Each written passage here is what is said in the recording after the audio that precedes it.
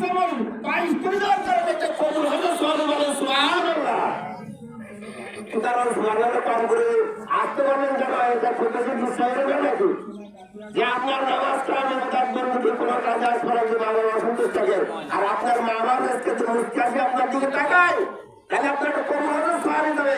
আমরা লক্ষ লক্ষ মানুষ, আমরা হাতে নিলাম 25 লক্ষ মানুষ দিয়েছিলাম আজ হবে বলে সবার হাত কবুলে নাকি যায়, সবার যা বিশ্বাস আছে নাই না, সবার করোনাই না।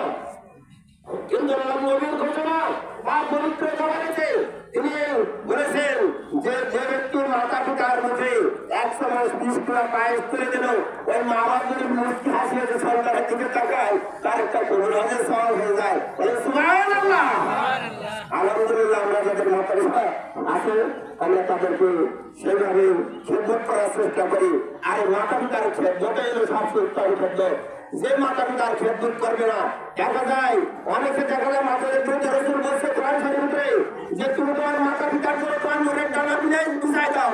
মানুষের কোনো নূরের ডানা আছে নাকি? না, মানুষের কোনো নূরের ডানা নাই। মানুষের নূরের ডানা হলো তার সন্তান সন্ততি, তার ছেলে মেয়ে বউ সবাই মা বাবার জন্য উৎসর্গ করে দিতে হবে।